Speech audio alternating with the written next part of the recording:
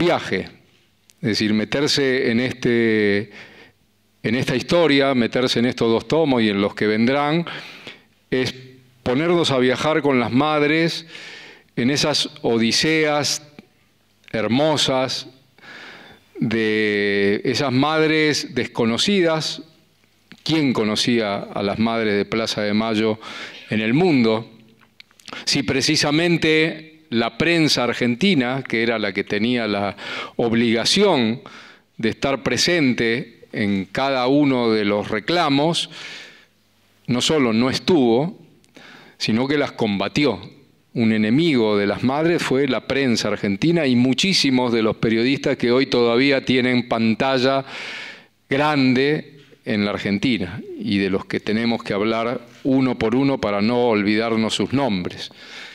Ayer hubo una mesa en la que uno de estos personajes, Jorge Fontevecchia, director de Editorial Perfil, que apoyó a la dictadura, que sacó artículos diciendo que por fin se había exterminado a la guerrilla en La Plata, un artículo de 4 páginas en la revista La Semana de 1977, jactándose y defendiendo a la dictadura por haber limpiado La Plata del terrorismo.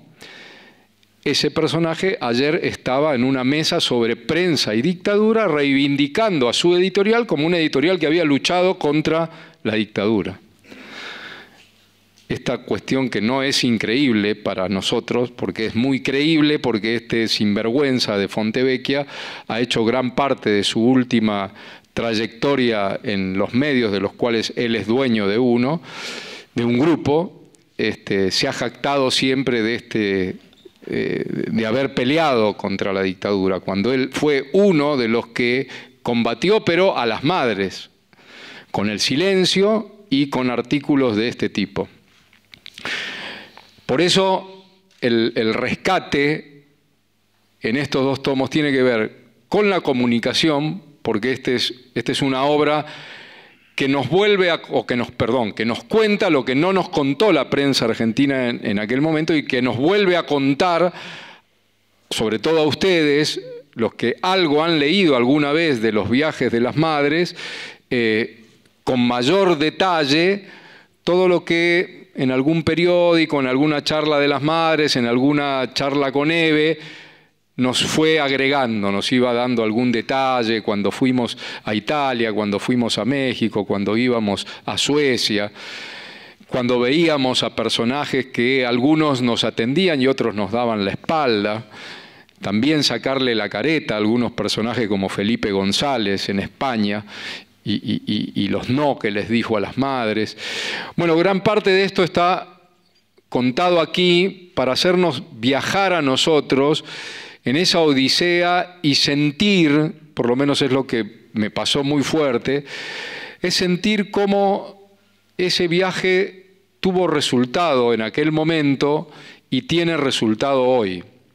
Las madres han sido, además de un ejemplo de lucha, además de un testimonio histórico para la Argentina, además de lo que ha representado para la historia, además de lo que ha representado para la sociedad analizada en todas sus facetas, hay un aspecto en el que las madres siguen estando, aunque no estén, que es en el tema de cada condena que se obtiene respecto a los genocidas.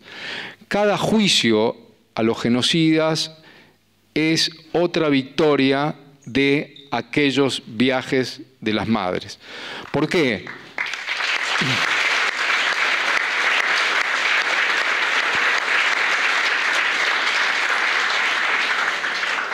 Porque cada vez que llegamos a un juicio por delitos de lesa humanidad en todo el país, este año va a haber más de 30 juicios en todo el país cuando termine diciembre, y esa es otra gran victoria del pueblo argentino encabezado por las madres.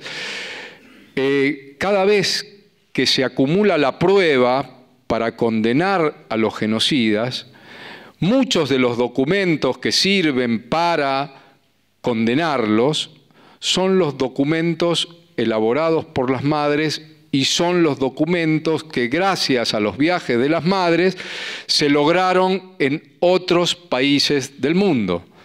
Cuando se piden los informes a la Comisión Interamericana de Derechos Humanos de la OEA, cuando se piden los informes a las embajadas, cuando se piden los informes a los archivos del exterior, es entonces cuando vuelven esos papeles y dicen que las madres habían denunciado en el año 77, en el año 78, en el año 79, y está la denuncia de cada caso, de los casos agrupados, de los casos que ocurrieron en Tucumán, en Córdoba, etc. Es decir, vuelven los papeles fotocopiados pero certificados de aquellos papeles amarillos que son los originales y que han quedado en esos países producto de que las madres los fueron llevando, porque las madres viajaban además cargadas también de documentación y de papeles que iban a ir entregando para conformar lo que aquí en la Argentina no había, que era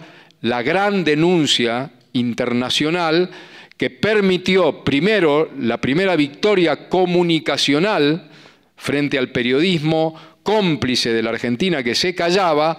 Se logró derrumbar ese cerco de silencio y que los medios del exterior fuesen los primeros en abundar en noticias que iban a tener repercusión política enorme en la Argentina. Esa fue la gran primera victoria de esos viajes. Es decir, los viajes tuvieron un 1-0 primero, que era romper el silencio comunicacional de los medios en la Argentina y de los periodistas jetones en la Argentina. Esa fue su primera gran victoria de esos viajes.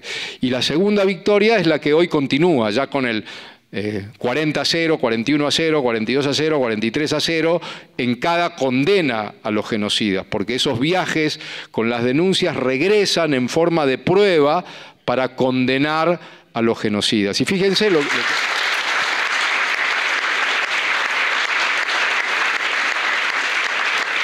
Y también los viajes sirvieron, porque uno piensa en los viajes de las madres solamente, o algunos pueden suponer, bueno, son los viajes de las madres durante la dictadura. No, son los viajes de las madres durante la dictadura y durante la democracia, para, durante la democracia, no solo denunciar la impunidad de los genocidas de la dictadura, sino para denunciar las violaciones a los derechos humanos que los gobiernos democráticos cometían, sobre todo durante el gobierno de Alfonsín y el gobierno de Menem.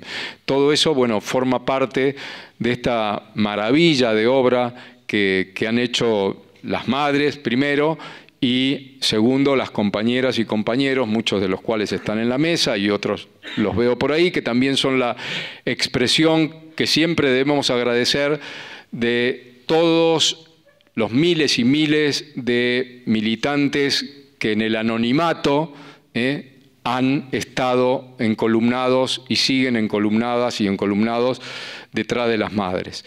Miremos siempre la consecuencia de las madres en no ceder a ninguno de sus principios, porque si algo uno vuelve a aprender en este libro, porque a veces uno se olvida del tema de la consecuencia en la política, y las madres hacen política y nos enseñan esa consecuencia, ya en esos tiempos en los que uno dice y se pregunta, yo me pregunté, digo, pero recién salían al exterior, nadie las conocía, iban a casas donde, como cuentan ellas, bueno, si había 2 colchones, bueno, iban 4 madres, 2 van al colchón y 2 duermen arriba del elástico de la cama, y iban a ir a presentarse ante presidentes, jefes de Estado, ministros, etcétera.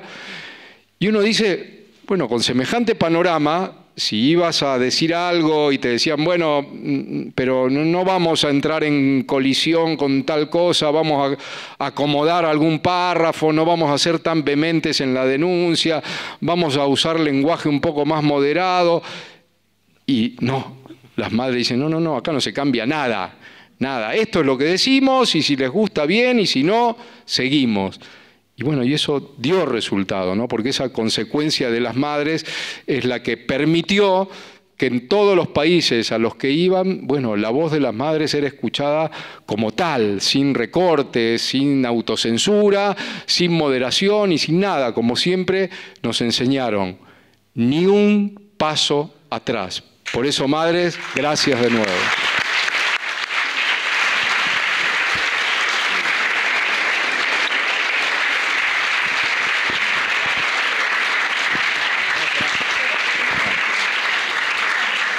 A mí me gustó mucho eso de la tenacidad de plantarse de plantarse irrespetuosamente, en el buen sentido de la palabra, frente a popes papas, popes de la política y papas literalmente, sin vergüenza, sin tapujos, sin temor, de igual a igual. Por más que todos sabíamos que no eran de igual a igual, pero eran de igual a igual. El no de igual a igual se lo ve con las actitudes del Papa en ese momento. Pero nosotros vamos y nos sentamos en la mesa, en el piso o donde fuere, con quien fuere.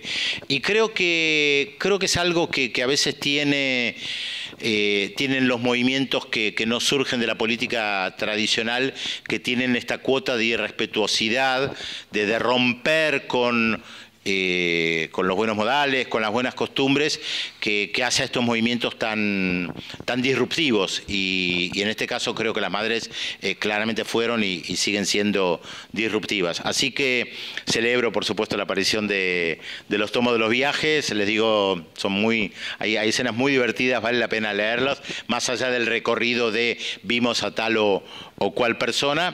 Y termino con lo que comencé diciendo. Gracias por convocarme a mí humildemente. Estoy acá acompañándolas a ustedes.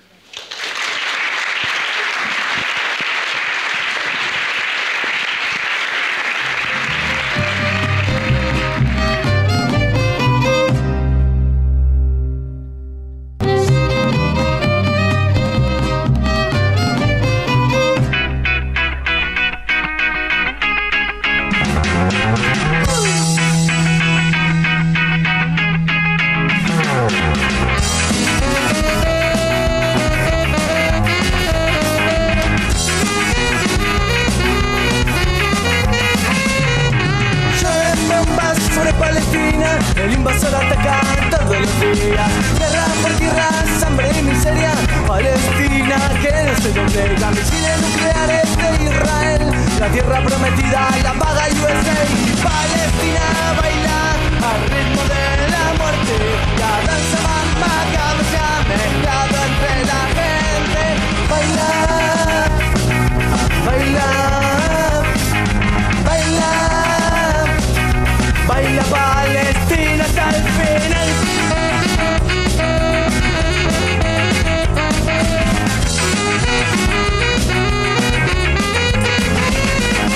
No sería posible detener un tanque con una gomera y 4 rulemanes. Compañeras, compañeros, madres, otro jueves aquí en la plaza junto a ellas. Marcha 2130.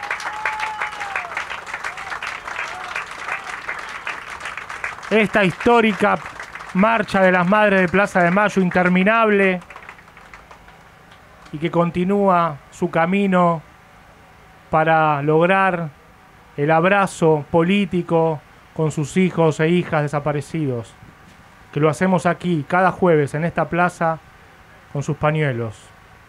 Saludamos a los trabajadores docentes de la Ciudad de Buenos Aires, que a pesar de estar ya iniciando el receso de fin de año, estaban en la calle, en la lucha, esa vez, en contra de la decisión del gobierno de la Ciudad de Buenos Aires de cerrar las escuelas nocturnas, los secundarios nocturnos en la ciudad. Y esa lucha dio sus resultados porque los compañeros docentes ganaron la pelea. Y para referirse a esa lucha y a toda la situación de los docentes, vamos a llamar aquí al compañero Matías Alduendo. Él es secretario de Derechos Humanos de UTE, Unión de Trabajadores de la Educación, y va a hablar ahora. Buenas tardes, compañeras, compañeros, a las madres. Emocionado de estar acá, uno siempre acompañando las marchas, estas marchas históricas que nos llenan de vida, de esperanza. Y como contaba Demetrio recién, cómo terminamos el 2018 con una ministra de la Ciudad de Buenos Aires de Educación que decía que los maestros y maestras teníamos menos prestigio que las personas que bailan en la tele, y luego de eso sacaban un decreto, el decreto 4055, que cerraba las escuelas nocturnas. Y hay que ser canalla, hay que no tener sensibilidad para cerrar escuelas nocturnas. ¿Quiénes son los estudiantes de nuestras escuelas nocturnas? Los chicos y chicas, los jóvenes y jóvenes, los adultos que por ahí no pudieron terminar, que trabajan y que tenían esa posibilidad de pensar que su futuro constaba de seguir estudiando a la noche. Bueno, para ellos la educación es una mercancía, la educación no vale, la educación no tiene sentido. ¿Qué les molesta? Les molesta eso, que eduquemos, que enseñemos, que encontremos en las aulas la posibilidad de transmitir esperanza, posibilidades de futuro. Y quisieron cerrar. ¿Por qué dijeron que quisieron cerrar? Porque diciembre nos encontró luchando. ¿Cómo empezamos enero? Luchando. Y gracias a la movilización popular podemos decir que las escuelas nocturnas no se cierran en la ciudad de Buenos Aires.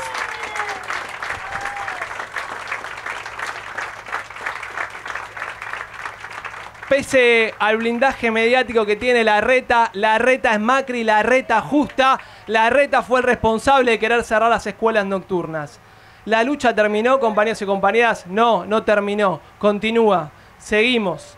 Estamos exigiendo que no trasladen la escuela de cerámica, la escuela del barrio de Almagro, que la quieren trasladar. Hay cursos que quieren seguir cerrando. Hoy vamos a estar abrazando el CENAR a la noche, a las 19 horas, porque quieren trasladar ese edificio, dejar a miles de docentes sin su puesto de trabajo. Ayer estuvimos en el Ministerio de Educación exigiendo que nos convoquen a paritarias a un mes del comienzo del ciclo lectivo. ¿Por qué? Porque nosotros queremos que empiecen las clases, pero los responsables que las clases empiecen es el gobierno de la Ciudad de Buenos Aires, los que fueron los responsables de querer cerrar las escuelas. Así que, más que nunca... Y compañeros, yo cuando veníamos marchando recién pensaba que esta marcha y todo este año que ya arrancó tan importante nos tiene con una misión más que importante, que es no parar de militar. Tenemos que seguir militando más que nunca, porque tenemos un objetivo que es central, que vale a cualquier diferencia que podamos tener que es menor, que es sacar a la derecha de la Argentina. Eso es lo mejor que podemos hacer este año, no parar de militar. No podemos darnos el lujo de tener compañeros y compañeras del campo popular mirando la tele en la casa. Tenemos que ir a buscarlos, a volverlos a contagiar, a entender que esta tarea es de todos y todas para que no vuelva a gobernar esta gente que viene a saquear la Argentina. No lo podemos permitir. Y para eso estoy convencido que mientras haya maestros de pie, mientras tengamos dirigentes sindicales como el Tano que está acá y muchísimos compañeros más, vamos a seguir de pie para seguir luchando, para echarlos a este gobierno con el voto popular, porque el pueblo no está dormido y se está despertando. Y por último, compañeros, Scalabrini Ortiz decía que luchar es sinónimo de vivir. El que lo lucha se estanca como el agua. Nosotros no nos queremos pudrir, estamos de pie. La contradicción principal argentina sigue siendo las corporaciones versus la política. Nosotros elegimos la política, la militancia para seguir transformando la Argentina y el convencido que tenemos que recuperar derechos. Feliz año para todos, seguimos en las calles y en las luchas. Muchas gracias.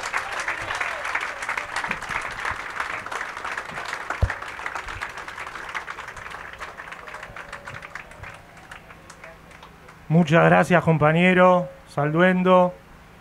Para referirnos a la situación del Poder Judicial, vamos a convocar aquí a Luis Alén, el histórico subsecretario de Derechos Humanos de los históricos gobiernos de Néstor y Cristina, los que más hicieron por los derechos humanos en la Argentina. Luis Alén. Gracias, madres, compañeros, compañeras. Como decía Demetrio, el 27 de diciembre estuvimos con las madres haciendo un juicio popular ético en el auditorio Juana Zurduy contra el Poder Judicial. Y ahí señalamos un montón de cosas que son de estricta actualidad, porque ni siquiera esperaron una semana al reinicio de su actividad para sacar una serie de resoluciones todas nefastas. No solo la que señalaba Demetrio, de paralizar la investigación sobre los aportantes truchos, es decir, de tender un escudo protector sobre María Eugenia Vidal, porque ese es el objetivo, sino que también la Cámara Comercial acaba de decidir que los trabajadores de C5N no tienen derecho a cobrar sus sueldos. En una resolución a todas luces violatoria de derechos básicos, fundamentales, del derecho de cada trabajador a recibir una remuneración por lo que hace, pero que además hace al derecho a la información y al derecho a la comunicación. Cerrar toda voz que sea opositora, todo aquel que tenga algo que decir en contra de este gobierno de miserables que nos oprimen y que arrasan con todas las conquistas que tuvimos que construir durante 12 años gracias al ejemplo de las madres. No solo eso, también han vuelto a citar a indagatoria a Cristina Fernández de Kirchner, es decir, ya no sabemos qué número de indagatoria es la de este juez Claudio Bonadío, pero que se inscribe dentro de una estrategia global, porque no tenemos que quedarnos solo en mirar lo que pasa en nuestro país. Hoy tenemos que estar firmes y solidarios, no solo en defensa de los derechos de nuestro pueblo, sino de los pueblos de América y en especial de los compañeros de la Revolución Bolivariana de Venezuela.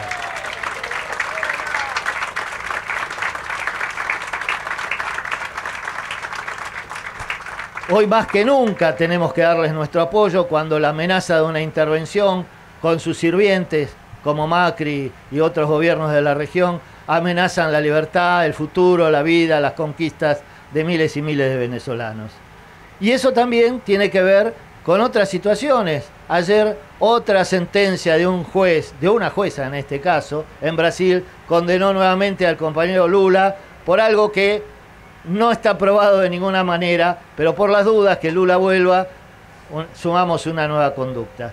Esto es una estrategia clara que el imperialismo y sus sirvientes de nuestros países ha adoptado. Ya no tenemos los ejércitos que nos invaden, tenemos los poderes judiciales que destituyen presidentes, que persiguen a opositores, que detienen a compañeros y compañeras que hace algunos ya más de 3 años que están presos injustamente, solamente por el hecho de defender una idea distinta. Y eso es parte de toda una lucha que vamos a tener que llevar adelante este año. Lo que quiere decir es que prácticamente lo único que se puede hacer es cuidar lo que hay y no hacer nada más y ver si con eso se puede aguantar.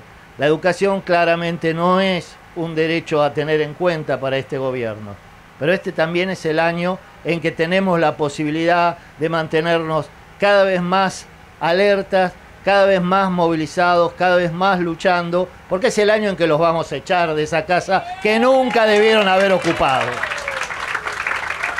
Y los vamos a echar con lucha y con el ejemplo de las madres. Y cuando hablamos de unidad, por supuesto que hablamos de unidad del campo popular, pero de unidad de los que nos opusimos desde el principio a este gobierno, de los opositores, porque los otros no son del campo popular, no son nuestros, ni los queremos, ni van a venir con nosotros, compañeros.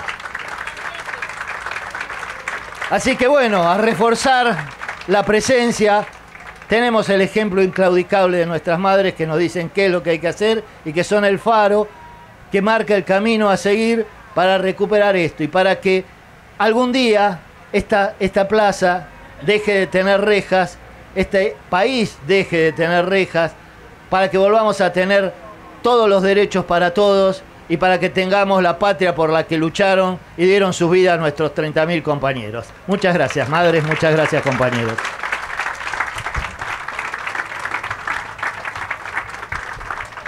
Gracias, Luis Alén. Y ahora sí, la palabra que todos esperamos, la palabra de las madres, esta vez en la voz de Beba.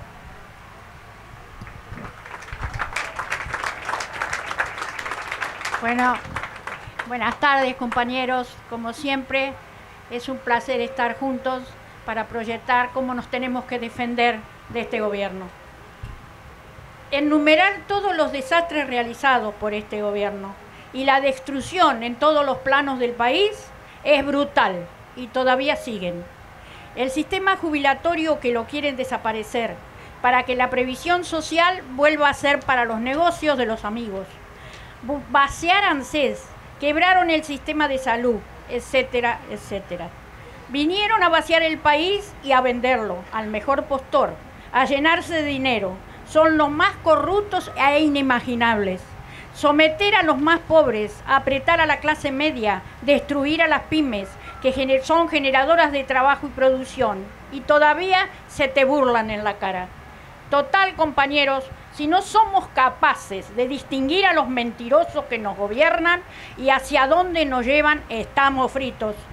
Debemos informar por todos los medios, a todos los presentes y en los compañeros nuestros y a todos los medios posibles en las calles, en las plazas, en el Club de Barro, cuál es la realidad, cuál es lo que está pasando, dónde y cómo debemos votar. Eso, compañero, cómo y dónde debemos votar. Que no hay que informarse a aquel que dice que no sabe o que se guía por lo que le dicen los demás.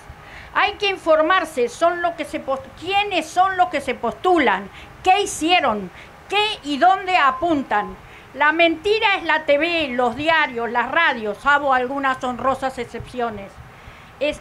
Hay que aguantar penetrando la cabeza de la gente. Hay que explicarles qué es lo que pasa cuando uno va a votar y a quién tiene que votar. La cabeza es lo que tenemos que tener claras y son los responsables del engaño de los pueblos. Tenemos que ser incansables en la información verdadera, hacerle ver al pueblo la verdad, la realidad. La única es, sin duda, sacar con los votos este monstruo y volver a ser un pueblo con amor, con esperanza, con trabajo, como querían el amor por el otro, como querían nuestros 30.000. Por eso, por respeto a eso, con los 30.000 como bandera, estaremos en el cuarto oscuro y lograremos levantar nuestro hermoso, grande y hermoso país. Hasta el próximo jueves, compañeros.